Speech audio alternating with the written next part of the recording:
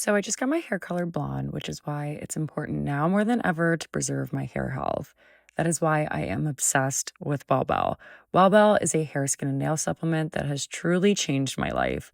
I went from having super dry, damaged, and overprocessed hair to shiny, long, and healthy hair in a matter of months.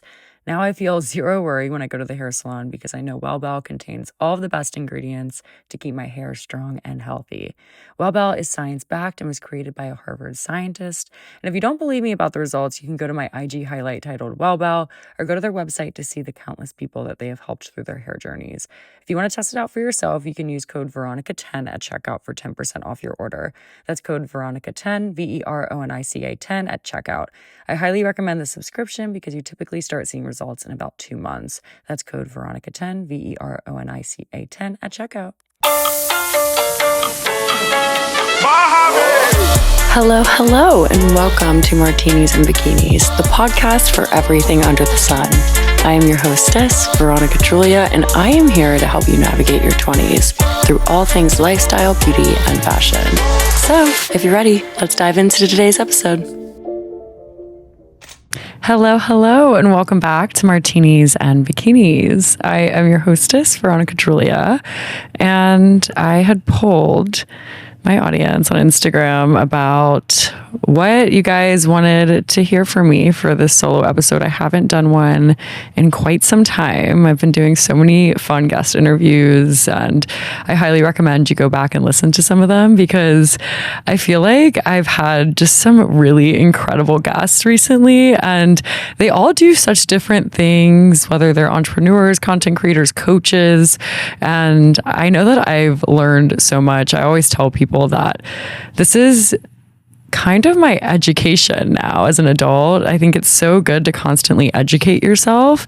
And some people do that through books or attending workshops or whatever that might look like. And I think this is like my main source of education because I have so many interesting people on and I learn so many new things after every episode. But I actually wanted to take some time today to educate you guys a little bit more about myself, my roots, and I recently just announced the launch of my newest collection that's upcoming for the summer for my swimwear line called NOA Collective, and hence why this podcast is called Martinis and Bikinis. I actually have a sustainable swimwear line that I started with 2 childhood friends, and we use all 100% recycled material and we give proceeds back to natural disaster relief. And I just wanted to share more about that and why we do that and just our origin story. But it's kind of funny because so many people love to hear about dating or just other things about my life. But I feel like this is kind of the root of what has allowed all of this to happen. And I feel like this is a good starting point. I had some people reach out and they were interested in learning how to build your own business from scratch. And I think that's an excellent topic idea. So here we go. It actually starts very early on. I was in the 3rd grade actually, and I was living in New Orleans. That's where I was born. I think a lot of people get confused because I went to high school in a town 2 hours away called Lafayette, Louisiana, which is Cajun country. So I kind of was this weird hybrid because I spent my early childhood in New Orleans and then had to move due to Hurricane Katrina, which I'll get into. But my dad still lived in New Orleans, so I went back and forth up until high school. And yeah, it was an interesting childhood for sure, because even though it's still in Louisiana, those 2 places could not be any more different. I mean, there's obviously some customs and things that do align, but I found them to be very, very polarizing because where I went to high school was like super rural and a completely different culture. There's like the Creole culture in New Orleans and there's the Cajun culture in Lafayette. So anyway, whenever I was in the 3rd grade, that was when Hurricane Katrina hit New Orleans. And I'm going to begin with a few months prior. So I was living in New Orleans with my mom. I grew up in a boathouse in the lakefront. So it was called Lakeview. That's the neighborhood. And it's basically this apartment on metal stilts that's in a marina. It's not like a boat that you live on. It's just in a marina. There's a houseboat and then there's a boathouse. And we were in a boathouse, and it was such a fun way to grow up because I was always going crabbing with my family and friends and fishing on the pier and climbing on all the rocks on the lakefront and going to the park. And it was right on the lake. It was so fun. We would do like karaoke at Joe's Crab Shack every Monday night. And it was just truly such a great childhood. And my mom was deciding to throw this 75th surprise birthday party for my grandmother, which at that time we didn't really know who to invite. So I know this sounds really random, but I promise it's relevant. Anyway, we found out that my grandmother had been writing letters to her first husband, and this was 50 years later, and they were married in college, and they were in Lafayette at SLI, which was a school. It's now called UL, University of Lafayette, Louisiana. And they got married, and he went off to war, came back, and unfortunately they could not have children. It caused a huge strain on their relationship, and I think they tried to make it work for years. And unfortunately, my grandmother just wanted a family, and they ended up separating. So my grandmother got remarried, had my mom and my aunt, hence why I am here, sitting here talking to you guys. And her first husband got remarried as well, adopted 2 kids. And yeah, they were just living out their lives. And 50 years later, writing letters to each other, both their spouses had passed away. So my mom had this great idea to invite him to the 75th surprise birthday party that she was throwing at our boathouse in New Orleans. So I remember we were just searching through phone books and trying to figure out how to get in touch with him. We ended up getting in touch with his brother, and his brother drove him to the birthday party, and we sat him on the chair right when you walk up the spiral staircase that we had. And the shock on her face, she looks at this man dead in the eyes, and we all scream surprise. And she did not even look around at anybody else. She was just staring straight at this guy. And she had zero idea who he was. It had been 50 years since they'd seen each other. And immediately he just starts cracking up laughing and just has this big bright smile, and she immediately figures out who it is. And he had this very memorable smile, and she fell in love that night all over again, and they got back together after 50 years. So he was planning on selling his farm that they had actually bought together in Lafayette. He still had it, and he was going to sell it for like $100. I mean, he was older, and he was just like ready to be with the love of his life. And that sounds crazy, but he was like doing anything to be with the woman that he loved, and he was going to move to New Orleans. And obviously, a few months later, Hurricane Katrina hits New Orleans, and we had to evacuate. So it was really wild. I just remember being a little girl, and I really vividly remember my childhood. I feel like a lot of people can't say the same, but I remember mostly everything from that time in my life, which is really crazy. I think it was because it was so wild that our lives just kind of blew up. But I remember sitting in front of the TV, I was watching something, and our neighbor comes over and knocks on the door and says, "Have you guys heard there's a Category 5 hurricane coming to New Orleans?" And me and my mom had no idea. We were just in La La Land. And I remember that day we had to start packing up and just boarding up all the windows and putting things in particular places. And we put everything in my room, which faced the lake. We ended up leaving the city, and we got out right before they closed the floodgates, which in true Becky fashion, and myself included, we have horrible time management. I'm working on it, but we barely made it out. And I think the funniest part is that we ended up evacuating to my grandmother's first husband's farm in Lafayette. And we actually ended up living with them for 6 years. So I was extremely close with them, and I am so grateful for my time that I had with them. And we ended up building a house next door so that we could take care of them. And they spent their lives together, the rest of their lives together. And he got really ill with H1N1, so my grandmother took care of him, and he unfortunately passed. And then a few months later, my grandmother got melanoma cancer, and it was so out of the blue. And I know there's so many studies that say that cancer is a stress response, and I truly believe she passed from a broken heart. And I just love their story. It's like The Notebook. It's crazy, and I want to write a book about it one day, but I just loved their love and loved that full circle moment that they had. But going back to Katrina, I have a really funny story about it, actually. My dad was in the hospitality industry. He owned a jazz club in New Orleans in the 90s, and he actually had some really amazing performers like the Red Hot Chili Peppers and like the Neville Brothers. Really, really interesting people. It was called Storyville Jazz Club. And he ended up just kind of moving on to other things. And he was just such a quarter rat. He was always at all these different bars and restaurants in the quarter. I remember me and my mom would have to go pick him up off like the side of a corner in the French Quarter, and we'd go to lunch. And he was just a party animal, truly one of the best people ever. But so he told us he had left the city, and we all believed him for some weird reason. And my sister-in-law was watching national news and they were reporting live from Johnny White's, which was the last bar open on Bourbon Street right before Katrina. And the reporter is quite literally standing there. We're reporting live from Johnny White's, the last bar open on Bourbon Street here in New Orleans before the hurricane strikes.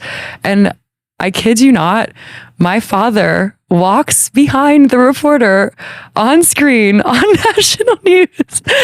And he was always losing his cell phone. So we had to call the bar, ask for him, and we had to develop some sort of scheme to get him out of the city.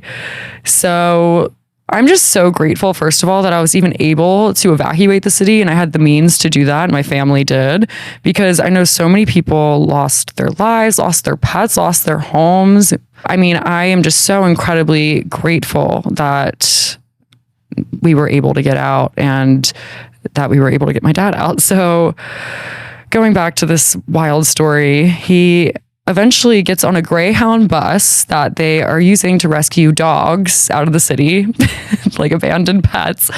And he always told me that he was so grateful for that experience because he got to sit next to a Great Dane. And I just cannot believe that that happened. But my mom ended up somehow getting him past the floodgates, and yeah, then he had to go to Texas and get quadruple bypass surgery. So that was crazy. But yeah, my dad was a character and truly one of the best people ever. And just literally was always getting himself into something. But I just really cherish that story because it is just so on brand, and it's just a very Droulia thing to do. But yeah, Hurricane Katrina was crazy. And I had a lot of family members and friends that had to get rescued off of their rooftops, because a lot of you may not know this if you're not from there, but the hurricane wasn't actually the part that caused all the destruction. It was actually the levees breaking in New Orleans that caused all of the major flooding and just destruction to the city. So my family friend, he was outside working, just getting all the branches out of his yard and all the debris, and his ankles started to feel like there was water on them and there was water rising up, and he immediately was like, this is weird, let's go inside. So he goes inside and he's on his first floor, and all of a sudden the water's up to his knees. So he goes up the stairs, and then next thing you know, he's on the roof. And thankfully, there's so many great resources in Louisiana for natural disasters, like the Cajun Navy, and I know they had to rescue people by helicopter. My business partner, Ben, his mom had to rescue babies, newborn babies and their moms on the roof of the hospital by helicopter. And I think that there's so many wild, insane stories. And we ended up going back to the city a few weeks later. It was just impossible to get back into the city for a really long time. And yeah, our house was absolutely destroyed, and my room fell off where we put all of our valuables, and yeah, we lost everything. So I have such a sense of community in Louisiana, and I think everybody feels that way that's from there, because whenever those things happen, everybody really comes together and they help their neighbors, and it's such a resilient place to be from. And I honestly think that's what taught me so much strength, so much resiliency. And I'm forever grateful for just being from such an incredible place like that. But unfortunately, that is something that we have to deal with as a community. And we actually lose a football field every 100 minutes to coastal erosion. And most of that is due to natural disasters. So going into the founder story of NOA, my swimwear line, I was working behind the scenes at New York Fashion Week in 2019. I was living in DC at the time. I was in grad school. I was getting my MBA from GW, George Washington University. And I was coming to New York, and I was working for this small brand that was presenting at New York Fashion Week, LA Fashion Week, and I was doing their production and marketing. And I really just developed such a passion for the fashion industry. And I've always been like that. I remember as a little girl, I used to give my family gifts for Christmas. All the women in my family, I would make purses out of tinfoil, and I'd make these like sculptural pieces and put them together. And I've always had such a interest in it, but it wasn't until I was actually consumed into it whenever I realized that this is something I could really pursue. So COVID hit, and I had reconnected with my childhood friend, Ben, because he actually was wanting to bring his slide company, like slippers, to New York Fashion Week to give out to the models as marketing collateral so that they could take content and pictures and post to social media. So I got him connected there. And then a few months later, Ben reaches out to me and he's like, "Hey, Veronica, do you remember Carter from elementary school?" And I was like, "Absolutely, yeah." We all ended up evacuating to Lafayette together and ended up at the same school because they had Katrina classes at the school that I went to, or the city that I went to. They had set up these trailers on the campus, and that's where all of the New Orleans kids went to school while we couldn't get into the city. So a lot of people ended up staying. Some people left and went home after a few months, but yeah, I feel like that really bonded us all together. I remember all of the kids at the school that weren't from New Orleans used to throw rocks at us because we were like intruding. It's just so crazy to think about. Kids are nuts. But yeah, I was like, of course I remember Carter. And he said that they had this idea for a fashion business and they wanted to jump on a call. So we all got together and we came up with the idea to start a nature-inspired swimwear company that gave proceeds to natural disaster relief. So hence why it's called NOA. It actually stands for Nature's Own Art.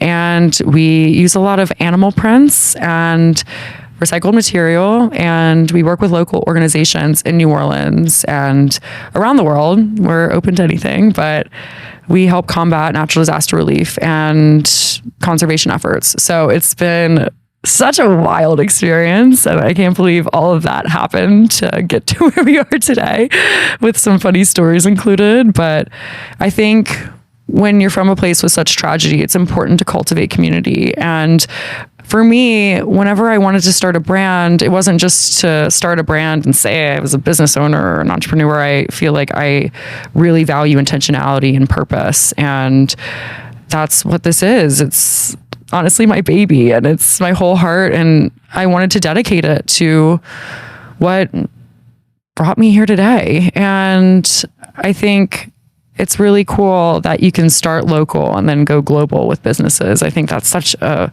great marketing strategy. Start with the community that you already have, and you really cherish that community and lift them up, and then really good things happen. So there's obviously been a lot of trial and error. I remember when we were coming up with the name, we had so many different ideas, and every single time we came up with a name, we would go to the USPTO website and FYI, you have to make sure that your business name is not already trademarked because you don't want to receive a cease and desist later on.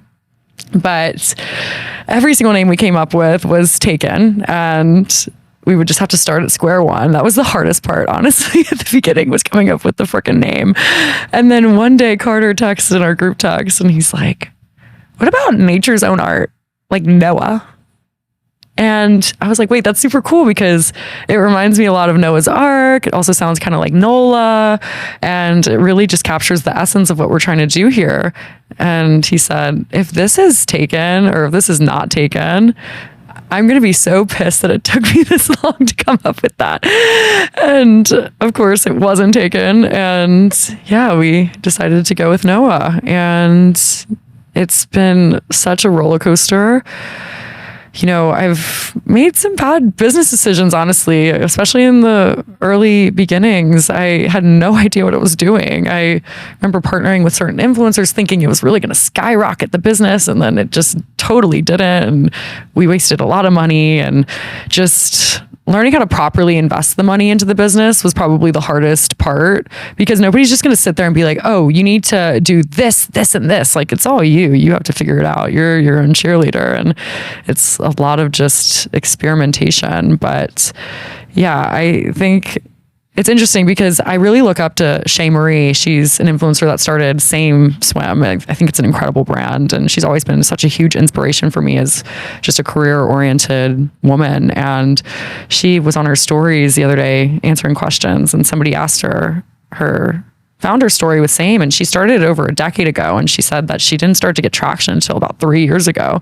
So just, you can't ever give up. You have to keep trying, and it's never going to be perfect at the beginning. And the people that are making it seem like it's perfect at the beginning are usually the people that have it so not together at all. So I am wanting to be vocal about that and honest, because it has been challenging at times. There's been times where I've been so down on myself or just so upset about certain outcomes, and it's all a part of the process. And I'm just so blessed that I get to do what I love every single day, including this podcast. And yeah, I think even just like manufacturers, things like that, like all of these little things that you don't even think about when starting a swimwear brand. Obviously, manufacturing is a huge part of it, but I think sometimes you look at these people and their brands and just think that they snapped their fingers and it happened. But it takes a lot of behind the scenes work, and that's what we've been working on specifically this past year. There's been a lot of behind the scenes movement and just changing things and making sure that we are aligned so that for the future, it's just a smooth and easy process. But we have so many amazing things that have gone perfectly and so great too. I mean, don't get me wrong, it's been a roller coaster, but we did New York Fashion Week last year, which swimwear is not typically in New York Fashion Week, but I got the opportunity and I took it and I ran, and I said, you know what, I'm going to make this the most elevated swimwear runway show ever. We got these handmade masks, and we did like a Mardi Gras theme. It was around Mardi Gras last year in February, and we got a saxophone player to come out and intro all of the models. It was so sick. It was the coolest moment ever. And we're going to Miami Swim Week this summer with Flying Solo, which is a huge brand. They have a showroom here in Soho in New York and in Paris, and they have incredible runway shows that are featured in Vogue and Harper's Bazaar and all these amazing publications. So just the opportunity that has landed in my lap just from working really hard and just making things happen, even whenever things didn't always go how I expected, has been such a rewarding experience. So I'm not trying to just stray anybody away from starting your own business. Obviously it's hard, but there's so many rewarding factors and just truly so many accolades that I wouldn't have been able to accomplish if I haven't experience those trials and those hard times. But yeah, we're partnering with some really cool people for this next collection, and we're coming out with a new print collection that will be available for purchase online starting June 13th.